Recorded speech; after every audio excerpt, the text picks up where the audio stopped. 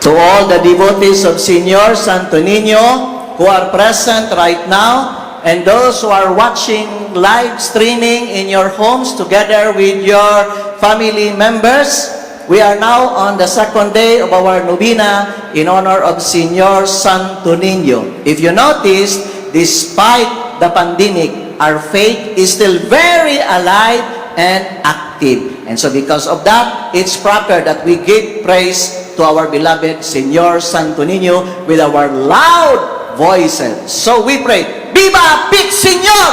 Viva Pit Señor! Louder! Viva Señor Santo Niño!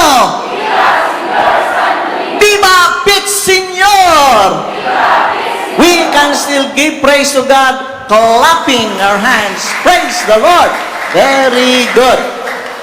Brothers and sisters, second day of our novena in honor of Señor Santo Niño.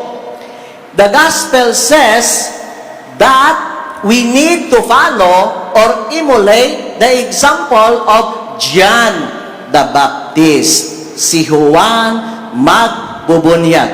Let me borrow the words of the famous theologian of the church with the name of John P. Meyer. I don't know if you heard that name, but try to memorize John P. Meyer. And he said, and I quote, "We cannot follow Jesus Christ unless we follow first the lifestyle of John the Baptist." I will repeat. We cannot follow Jesus Christ unless we follow first the lifestyle of John the Baptist. So what can we learn from John the Baptist? Unsa may mga lessons nga atong makuha kang John the Baptist? First and foremost, and I hope you will take this seriously, John the Baptist was not an envious man. Walay kasina si John the Baptist. Unya ka mo. Tanawa na, nangatawa na mo. Nganong may kasina man mo sa inyong isig kaingon? Nganong nag-compete man mo? Do not envy other people. Nganong sundon yun ninyo ang ubang tao? Okay? Kung naasay sanina nga bag-o, palit ko bag-o. Tanawa na ninyo. John the Baptist was not an envious person. Wala siya'y kasina. Why? Because he never compared himself to Jesus. Tanawa na ka mo kayo na-compare, mao na'y problema. Nganong siya'y taas, ako'y mubo. Tanawa na. Siya'y puti, ako'y itom. Siya'y tambok, ako'y niwang. Siya'y dato, ako'y pobre. That is where envy comes in. So ang akong hangyo, kamong tanan nga naminaw, including those who are watching live, ay umog kasina. You are already perfect in the image and likeness of God. You are unique, and there is no other person like you throughout the world. So you have to see yourself as a unique person. Wala na isusama nimo. What's the best proof? Ang atong fingerprints. Wala na see yourself as a unique person, and John the Baptist saw himself like that. Because you are unique, you can be confident. Mao na pakpake ang inyong kaugalingon. I am unique. Okay? Shagit, I am unique. Gutom, hinay, I am unique. Kana. So, please, brothers and sisters, ayaw mo kasina. Follow the lifestyle of John the Baptist. Next! Paminaw. Ingon ni John the Baptist regarding Jesus, he must increase, I must decrease. Tanawa na ninyo, siya ang taas o ako'y background lang. Os-os nako. In short, I have to show my love to God nga siya'y taas. Ako'y dili. Mao na ngang mando sa Ginoo, you're very familiar, love God. Mao na inyo madunggan pirmi, love God. Yang inyong gihimo sa Binisaya kay labaway. No.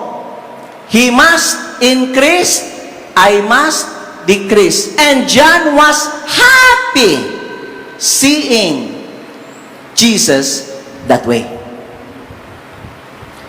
He must increase, I must decrease. Sa ato pa, siya ang importante o dili ako. Kamong ginikanan nga naminaw, can you say, ang akong anak ang importante o dili ako? Kamong mga bana nga naminaw, can you say, honestly, ang akong asawa o ang akong kabataan ang mas importante, they must increase o dili ako? Yan, sa umaman na may bana nga sigig lang inom, ubok. Napod ba na nga biyaan niyang anak, kag sigig madjong. Imbis nga mag-ampo ang iyang syagit, pong! Chow! Tanawa na ninyo. Pagbantay mo kay basing ka rin, matang po mo niya ng lay minister, Body of Christ, Amen. Yung basing magsayap mo, Body of Christ, pong! Oh, patay. So, dili. Okay? He must increase, I must decrease. Karon nanimba mo, I want you to see others that way. Even God that way. Sunod, contented na si John the Baptist nga forerunner siya ni Kristo. Meaning, he was the one preparing the way. Dili siya si Kristo. Dili siya ang sikat. Si Kristo ang sikat. Siya nag-andam sa dalan. Kamong mga naminaw karon, can you do that, parents? Can you do that to your children? You are just preparing the way for your children. So, dili kamo ang pinaka-importante. Mas tindot ang inyong mga kabataan. Why? That is your legacy. Tanawan na ninyo. Look at the Augustinians who came here 500 years ago. Mauna karang tuiga, di ba? Natay sa pagsaulog, 1521, now 2021, 500 years. O, tanawa na. Why are we celebrating the 500 years? Simple, brothers and sisters. Because our predecessors does not think of themselves. They are thinking of the future generations. Mao na ang atong himuon. We prepare for the future. Kamong ginikanan, are you preparing for the future of your children? Or maybe not. And I want you to reflect on that. Kamong naminaw sa inyong mga family members nga naminaw sa live streaming, are you preparing for the future of your children? If you are doing that, congratulations. If not, it's an opportunity for you to reflect as we celebrate the feast in honor of Senior Santo Niño. Very good. So, maunang mga examples, mga lessons nga atong makuha from John the Baptist. Now, what can we learn and apply lessons today in our modern times? Okay, today in our modern times. Very good. Na ako'y gigunitan. Today, mao ni proposal. Gamay lang booklet, gisulat ni Pope Francis. O, tanawan ninyo, Pope Francis. Ang title, The Strength of Vocation. The Strength of Vocation. Paminaw mo. Ang kinabuhi, tulura. Wala na ilain. There are only 3 kinds of life. Either you become single, you become married, or you become religious. Wala na ilain.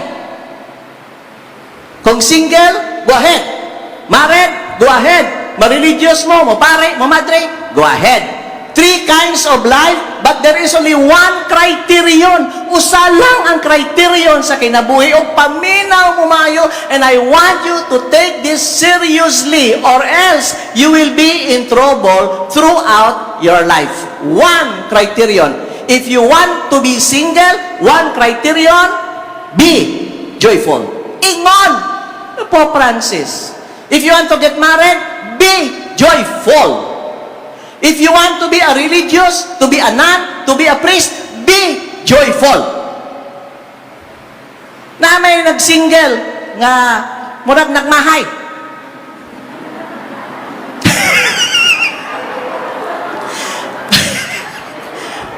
Naay duha ka magigsoon nga nag-adto nako. Naingon sila, Father Rudy, murag nagmahay man ko nga nag-single ko. Nya namungutan na siya, Father Rudy, pwede pa ka ako kaminyo? Nya ako gitanaw ang ilang mga naong, uy, hala, maminyo pa mo? Nya, pila man ang imong edad? Ako, Father, 62. Ha? 62? Maminyo pa mo? Wala na chance. Nga imong igsoon, 58? 58? Diyos ko, wala na po chance. Kaya kamong duha, nag-menopause na. Wala na. So, situin nga kung nag-single mo, be joyful. Manay hangyo ni Pope Francis. Kamong mga naminyo, are you happy with your husbands? With your wives? Tanawa na ninyo. You have to be joyful. Diyos ko. Lord. Ngano may naminyo nga nagingon, Father Rudy, nganong nagminyo pa ko? Wala na. That I see to it that before you get married, you are truly in love. My God. Siguradoon na ninyo. Okay? Next. Kamong mga bana, are you really truly in love with your wives as well? Kamong ginikanan, are you truly in love with your children? Diyos ko, mga ginikanan, paminaw mo, seriously. Nabay mga kabataan nga ng lood ninyo. Kay inyo man lang biay-biayon. Inyong kabataan, inyong ginsolto. Namay, ingon na, uy anak, asa mo kagikan anak? Uy, dili mo na ang akong nawong sama nimo. O tanawa na. Tanawa na ninyo. Inyo ng anak, kung dili sama sa imo, basin gikan na sa imong lolo o lola. Kana. So, here's my suggestion. Get used to our natural nature. Natural. Dawatan na ninyo ang natural na nature. One, we are Filipinos. Dawatan na ninyo, we are Filipinos. One nature sa Filipino, ang atong color sa skin, either light brown, dark brown, kana, mauna. Anong nga tayo magputi-puti kayo? Para nailat mo ka ng lotion. Mapalit lotion, kay magputi ka mo. Guaranteed within 2 weeks, black and white lotion, muputi mo. Nagigamit ninyo 2 years na, hangtod karon itong Japon mo. You know why? Because it's our nature. Believe me, brothers and sisters, so kamo nga minaw sa inyong mga pamilya dara sa live streaming, paminaw mo, ang Pilipino, mao na ato nature. Bisan adlaw-adlaw po mo gamit Zonrox, muligo, dili mo puti. Dawata na ninyo. Nganong wa ninyo gidawat? Okay? Next, Pilipino, flat nose kita. Okay lang flat nose, Diyos ko. Kabalo mong flat nose, mag-kiss mo, diretso. Kaya kung taas ng inyong nose, sama sa mga kano, mag-kiss mo, ang inyong liog, nga, mas stiff neck pa mo. Paano sa among kaparihan, mag-kiss mo sa altar, tanawa diretso, diretso, kay flat nose. Gusto niya mag-stiff neck mo ng na. So please, dawatan ninyo. Nya, madre, pare. Mga sisters, start smiling. Diyos ko naman, Nya, usay may madre nga. Unsa may father? Usay, isog kayo. May mga pare ko na, unsa man ato? Patay na. Be joyful. Okay? So, it's not good for us, ministers of the church, to show to you that we are lonely. Alright? Ingon ni Pope Francis. Next, suggestion ni Pope Francis, and I will quote him, page 79. Oh, memorize yun ako. Page 79. Ingon niya. Sa modern world, ingon niya, page 79. We have to watch out the modern terrorism. Hala, naatay modern terrorism. Ingon ni Pope Francis, onsay modern terrorism sa family, sa religious life, present po ni sa madre o pare, sa family, sa opisina, sa gobyerno, present ni siya. What is that terrorism? Paminaw.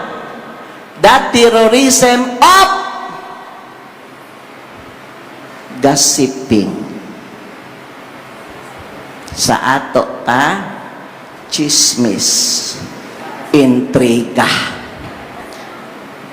Na-suggestion si Pope Francis.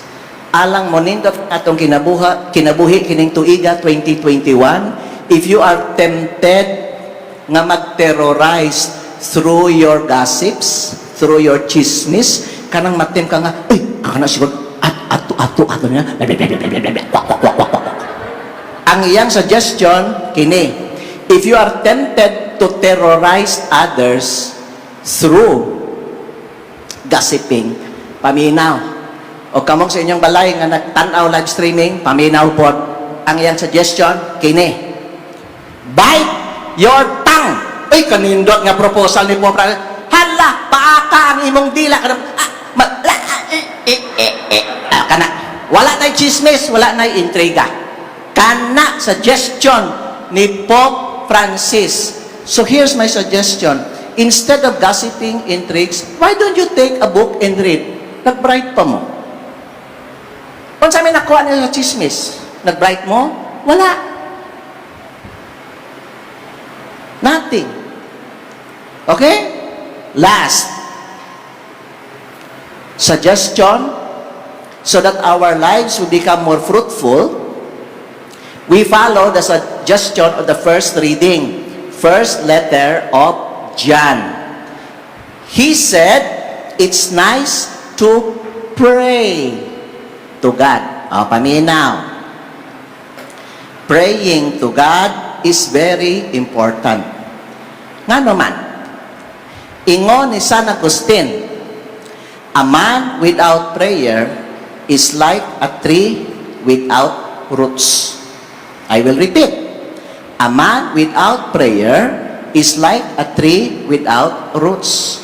Ang tawo nga walay pag-ampo susama sa usa ka kahoy nga walay tubag ugat. O tanawa na ninyo. We need to pray, and that's what we are doing since yesterday until the feast day of Señor Santo Niño. But, what kind of praying are we doing? Allah, paminaw. If we take the Hebrew word for praying, and I will teach you one Hebrew word, parisya. Okay? Abe? You repeat, parisya. Abe? Repeat, kamu tanan. Unsa man ay? Gutom naman, parisya. Sige, parisya. Ang prayer na parisya means freedom of speech. You are free. Aduna kay kagawasan. And that's the goodness when you pray to God. You express your freedom. Mao nang tinuod nga nag-ampo, tanawan ninyo. They close their eyes, they clasp their hands, and sometimes they even cry. Why? Because they feel the essence of God. And what is essential is always invisible to the naked eye. And thank you for coming because you are doing that. So, the real prayer is this. And listen carefully because I would like you to apply this. Real prayer is gratitude, thanksgiving. Mao na tinuod nga ampo, pasalamat. And that's the reason why this Mass is called Eucharistic celebration. Eucharistia, Greek word, means thanksgiving. Kamong nanimba karon, on sa inyong gihimo, petitions all the time. That is why you experience frustrations.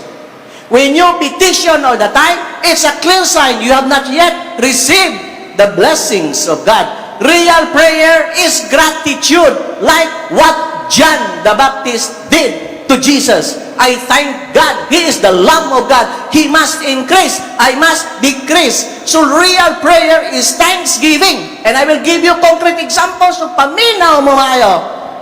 Every day, there are hundreds or even thousands of reasons to thank God. Paminaw. Pag mata ninyo, immediately, you thank God. Why? Lord, thank you, Lord, sa ulunan na naghatag comfort na ako last night. Nindot akong tulog. Lord, I thank you sa bed na akong gitulugan. Ay, nindot tayo, nagdamgo pa dyan ko. Lord, thank you sa akong blanket kay bugnaw karon. Ay, naghatag comfort sa ako.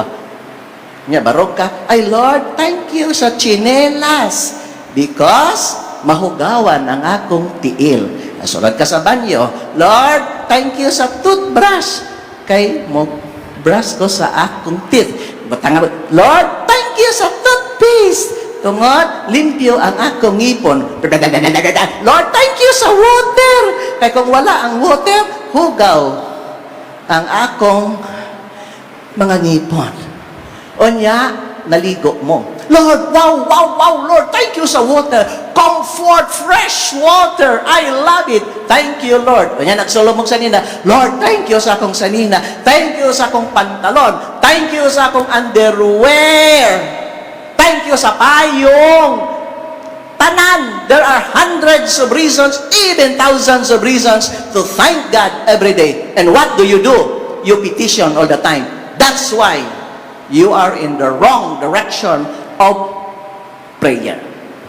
So, pa-thank you mo. Okay? Kamo mga asawa, Lord, thank you sa akong bana. Usahay badlungonon po di, pero thank you Japon, Lord. Thank you sa akong kabataan. Usahay po, Diyos ko, kahit ulo. But thank you na ako'y mga kabataan. Tanawan na ninyo.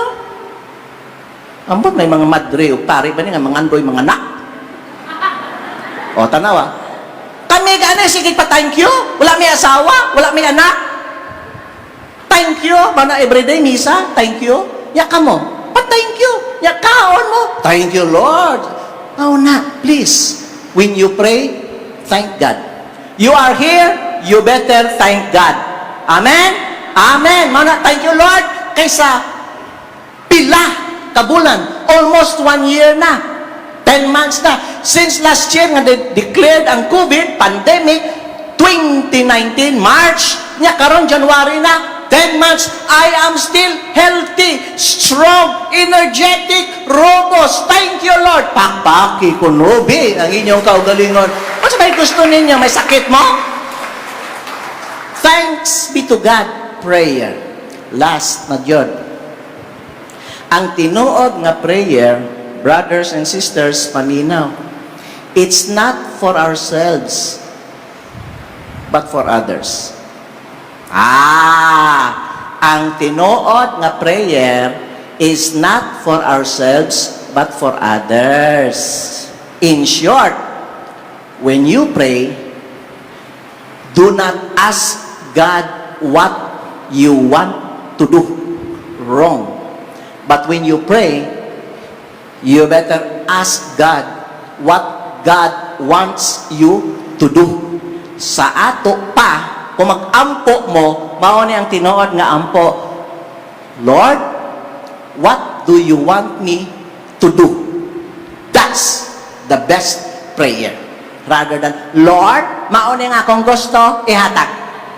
That's wrong prayer.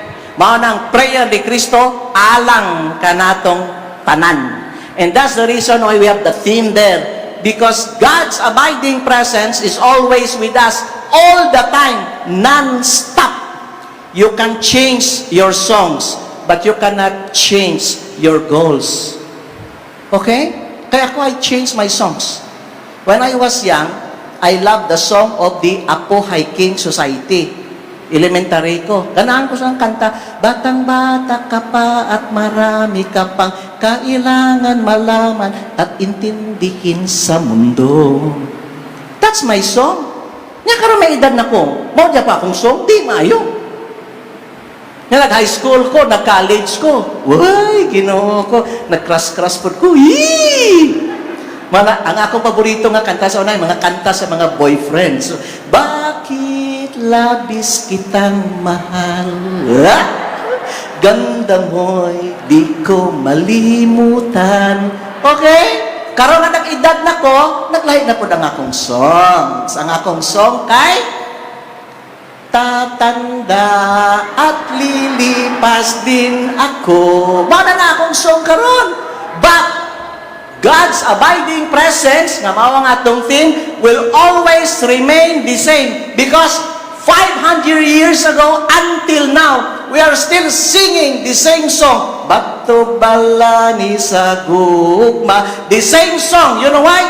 Because God will always remain the same. So give thanks to God for all the blessings and graces you have received. Because God is constant all the time. Last but not the least, let us give thanks to our government officials for allowing us to celebrate Mass. Let us give thanks to our policemen who are working hard just to be sure we are safe. We have to give thanks to our security guards, the different mandated organizations of the Basilica, those who are cleaning it, and those who will disinfect this pilgrim so that the next batch of mass goers will be made clean. When you pray that way, then God will answer your prayer. Why? Because you are praying for others and not necessarily for yourself. Amen? Amen! Viva Pixinyor! Palihog,